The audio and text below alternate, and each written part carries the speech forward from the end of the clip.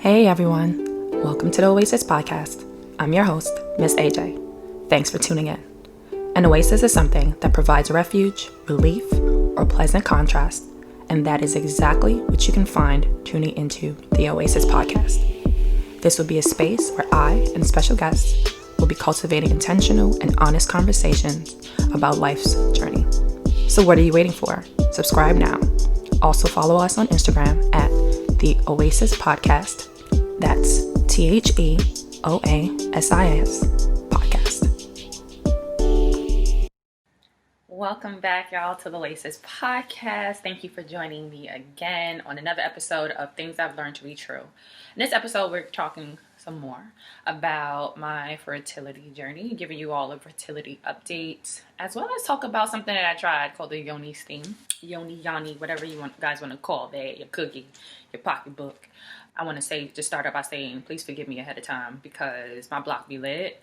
And I'm keep trying to find a good sound to record without, hearing too much noise. So if you guys hear a lot of background noise, I apologize.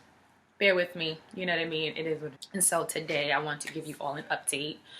You've hopefully been listening to my other episodes of Things I've Learned to Be True, and the past few episodes been focused on fertility, talking about fertility journeys, sharing fertility stories of Black women. And so I wanted to give you all an update about my fertility journey. So I finally got my full results on my testing and things of that nature, and I am happy to report, like I thought, I felt really deep down that I'm okay, things are well. So my HSG that I talked to you guys about in a previous episode, to check blockages, to check to see if, anything was going on in your fallopian tubes, in your uterine cavity. Like I mentioned, I have a fibroid, but outside of that, and the fibroid is intrauterine, so it's in the muscle. It's not actually in the uterus per se. My fallopian tubes are clear. There's no blockages. There's no issues with my ovaries. So things look good. My egg reserves look great, she said, in regards to for my age, but also just in general. She said everything looks great. My numbers look good in regards to my blood work. So I am excited and happy about that.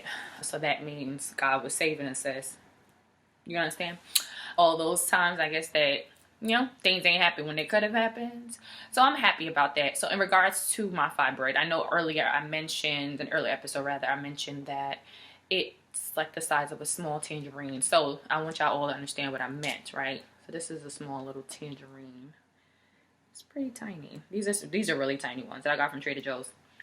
But in actuality, when speaking to the doctor, it's a little bit smaller than that. So it actually might be a half of this, so like 3 centimeters. So it's the size like a little, like a, not even a little grape, like maybe like a big grape and a walnut, if you all ever seen a walnut. So it's similar to that. So it's a little bit smaller than this right here. So if you can imagine, if you know what the uterine wall looks like, this is pretty big to be inside, and it makes sense of why I've been having like more serious menstrual pain than I've had before. As I'm getting older, I would think it should get better, but for me, I'm realizing that things are getting worse. So a lot more cramping, bleeding is heavier, and it makes sense now, right? Like, no, I'm not bugging or anything. It's not necessarily something that I'm doing. Once again, I don't know if I mentioned in an early episode, fibroids run in my family. Like almost every female in my family has fibroids. Like, that's how serious it is. For those who don't know, it's something that's really common in Black women.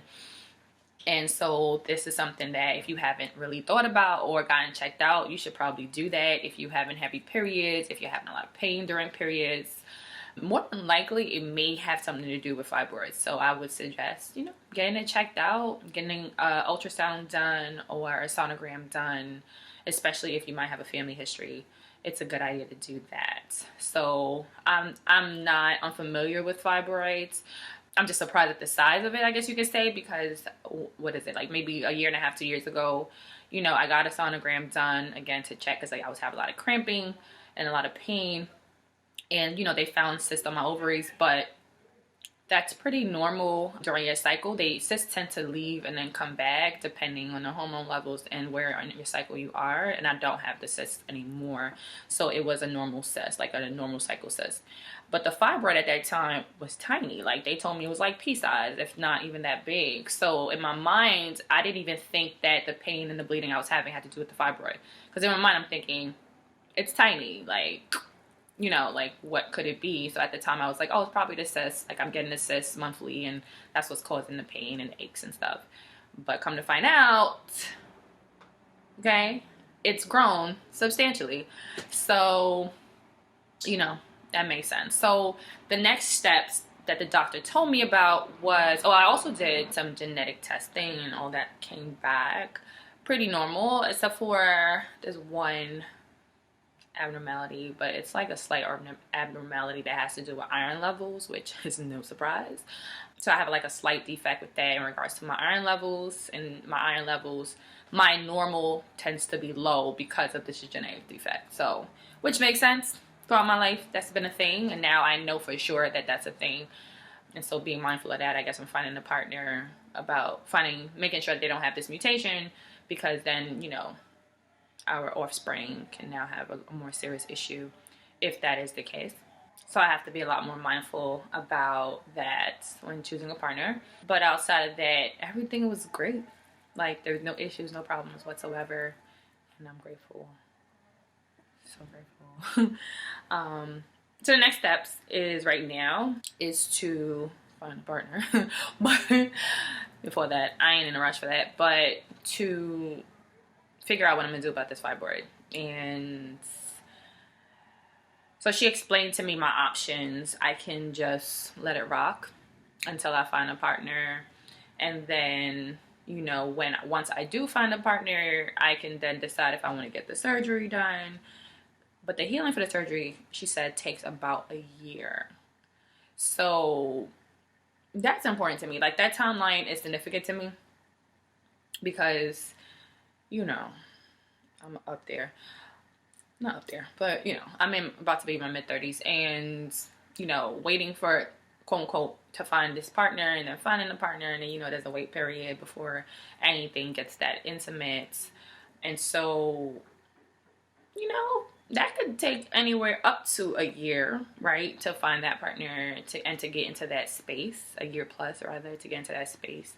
And so I feel like waiting that long just to get the surgery, knowing that it's something that I want to get, doesn't make sense. So I'm really leaning towards getting the surgery prior to even meeting anybody. Now, she did mention that the fibroid can come back, right, because it's fed by your blood supply. So if it has a healthy blood supply and, you know, conditions are good, it's gonna come back. Or it can come back. It may not necessarily be the same one, and it may not necessarily be the same size, but it could come back. So that's something to think about. She's like, there are medications, and the medications really make you feel like you're in menopause, technically. She was like, that's what they do, so that the blood supply is not as much, etc., etc. And I'm like, I don't like how that sounds. I'm not a huge advocate of taking medications unless I absolutely have to. And if I can find any natural remedy, that is what I'm going to go towards. And so that's actually what kind of made me try the Yoni steam. But before I get to that, I'm definitely thinking about getting a surgery. I'm gonna pray on it some more. I'm going to, you know, pray on it, meditate on it, you know, ask the ancestors if this is the best thing to do. And I'll see what happens. But I'm thinking to probably take that step before the year is up, so I can give myself time to really heal and to kind of see where I'm at. And so after that, she said if I did go that route, I would have to come back in for her to test to see if there's any type of scarring in the uterus, because again, that might cause issues with fertility. But that's that. Yay! That's the joy. The joys. I'm happy with my results. You know, granted, I do have an extra step to take, but I'm happy. Like, to me, this is a great outcome, and I'm happy. So I'm waiting. I'm really excited for the next steps. So, talking about natural remedies, I decided to try a Yoni steam. Now, I don't know how many of you all know what that is. A Yoni steam essentially is herbs. So it's like boiled herbs, and that the type of herbs vary, but they're supposed to be good for the reproductive system, for different reproductive ailments. It's supposed to cleanse the area. It's supposed to, which we all know that the vagina is self-cleaning, but it's supposed to cleanse. It's supposed to help tighten. It's supposed to also alleviate any type of feminine issues you might have, right? Whether it's PCOS, whether it's like really bad cramping, whether it's really bad menstrual cycles, fibroids. So different things that can, you know, happen within the feminine body. And I decided, you know what, I'm going to try doing some Yoni steams for a little while before I go and see a surgeon to get the fibroid removed. That's called a myomectomy. So before I actually see a surgeon, I want to see if it works. Like maybe the fibroid goes down in size. And if it does, I might rock out with the Yoni steams and see what my body does naturally before I even do a surgery, because I'm not jumping I'm not hopping and skipping to the surgery. Like I'm doing it because I think it's necessary. I haven't had surgeries in my life, to be honest, and so I am not trying to go there if I don't have to. Oh, I forgot to add. Oh, let me also add. My doctor did mention that it's a possibility, though she said it's a small possibility, but it's still a possibility that if I did get surgery to remove the fibroid, that there's a possibility that if I got pregnant, I would not be able to have a vaginal birth, because there might be a chance of uterine tearing. So yeah, I'm gonna try this Yoni steam, you know what I'm saying?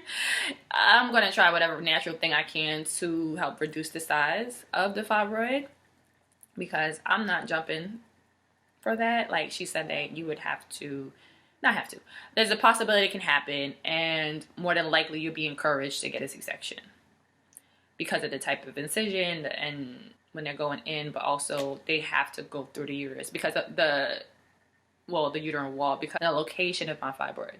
So they have to go into uterine tissue to remove it. And so, you know, healing, scarring, and you know, when you become pregnant, the uterus expands, and so that's already tension and issue. Not issue, but like tension if there is a scar or wherever this incision was in the uterus. And giving birth, like laboring is what she called it. So that process can also cause tearing, and that sounds scary as hell. So I'm going to try some natural remedies to see how that goes first, and then if I gotta do it, I'm gonna do it. This is what I tried. I'm not promoting anything. This is just some random thing that I found that got the best reviews for me, and I do read reviews. I'm crazy about reviews. So especially with something, you know, with my feminine parts, I don't play that. I got this off of Amazon. It was $18.99. So there's supposed to be 16 steams in here. There's a lot of herbs in here, y'all. It's probably more than that, to be honest with you. There's a lot. The bag is really full, and when I did it, I'll take a picture of what it looks like when I boiled it down. Unfortunately, I forgot to take pictures of the whole process or video of the whole process, but you know, next time maybe. But so this is what it looks like. I don't know if you can see that. It's called Sacred Wellness, and it actually looks and smells really good. So I'll also take a picture and try to show it to y'all. I don't know if it'd be a good idea to try to show it to you here, if you can see it, right? So there's roses in there, there's ginger in there, there's garlic in here. There is tons of herbs in here that some I may not be able to pronounce, but it's called motherwort, safflower, lavender, peach kernel, rose, ginger, sappanwood, white mulberry, I cannot pronounce that, Bathylobus stem, Lycopodium, clavatum, ginseng, Chinese rhubarb, Cypress rotundus, cortex mutane, I don't know what that is, Sabotium, barometz, and mugwort. So I looked up different herbs and stuff that can go into Yoni steam, and they each have their own properties and things that is supposed to be helpful. So y'all can go ahead and check that out if you are interested.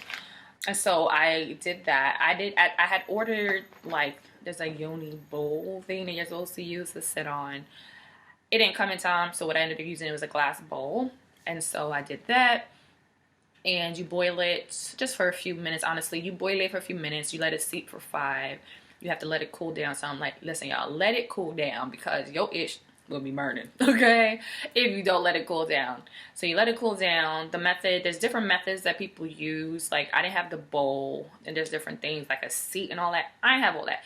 So I decided to use these strong old legs here to squat over the bowl. And yeah, my legs were tired. Like, okay. And I didn't do it over the toilet bowl. So I took like a yoga mat. I had a bowl in it. So my setup, I cleansed the area with some sage, with some Palo Santo, for those of you who know that is, just to cleanse the area, cleanse the space, set my intention. I prayed because this is intentful for me. This is not just like, oh, I'm going to try it. So this is something that is going to spiritual for me. Anything having to do with my body, especially my feminine parts, my womb. Those of you who are into chakras, focusing on my sacral chakra. So I wanted to make sure it was connected, it was in alignment and everything like that. So I prayed, and so I had a whole little, setup. So I didn't do that in the bathroom. Most people do it in the bathroom, like on the toilet. I didn't do it this time on the toilet. But I think that I might do it on the toilet next time, just because my legs were tired. Like, oh my God, my legs were tired. So yeah, just give, the bathroom a good thorough cleaning, the toilet thorough cleaning, and put the bowl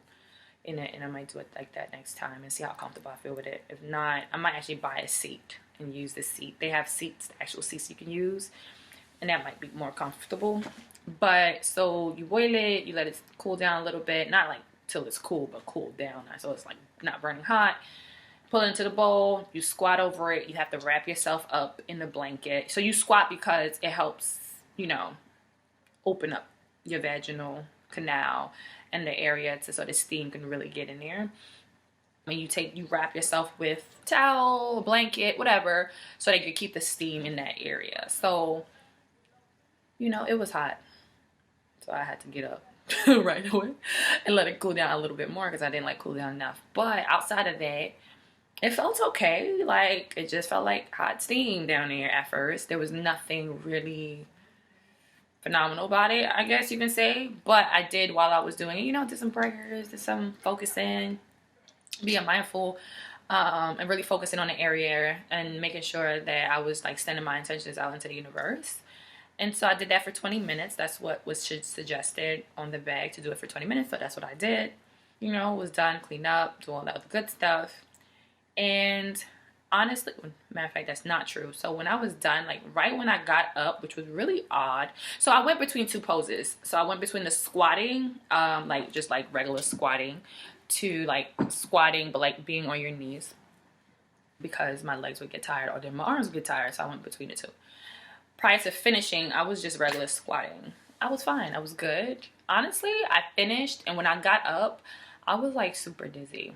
Now, I don't know if this is a normal thing, part of the process. And it wasn't oh, I got up too fast dizzy. It was just I just felt dizzy. And I felt, not only dizzy, I felt tired. So part of me is thinking maybe that was part of the spiritual process. Because I was really putting my intentions in there, really focusing on my womb, really focusing on this fibroid, and maybe that's what it was. So I immediately afterwards, I had to lay down. I had to lay down in my bed, which was so weird. I wasn't exhausted before I started. I was not tired at all. It was mid-Saturday, maybe. It was was it Saturday? Friday. It was on a Friday. It was Friday, and it was 7 o'clock, 8 o'clock. I was not tired. So it was really odd for me, but I just went. I said, I'm going to listen to my body. I went and I laid down.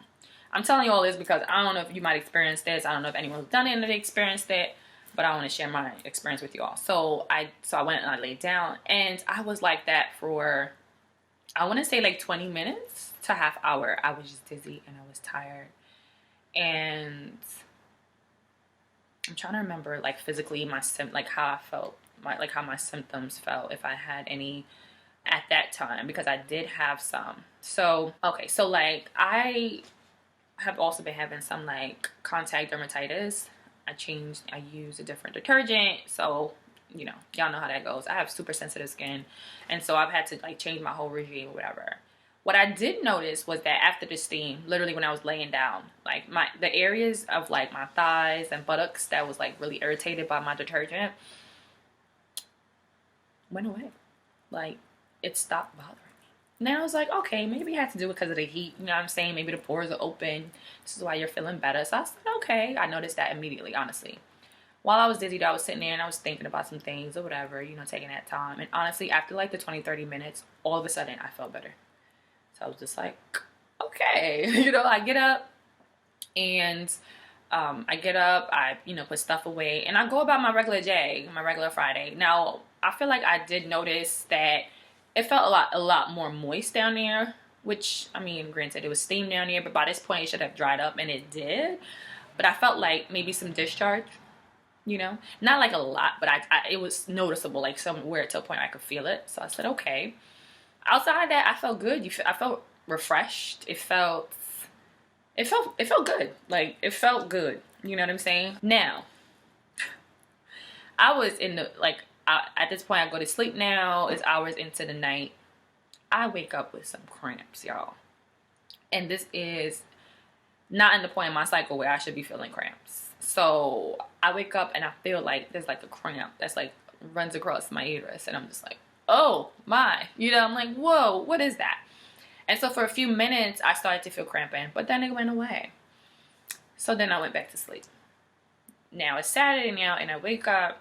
And I, like, there's cramping. Like, I feel cramping. And it's cramping. I had cramping throughout the day.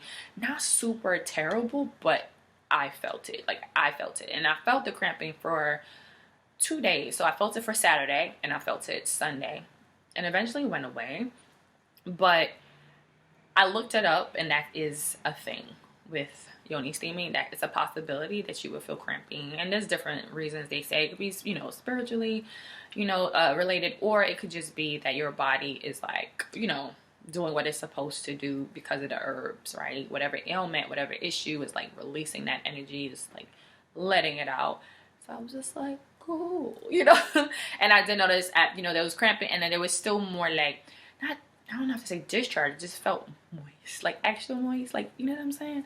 Which was not an issue, you know.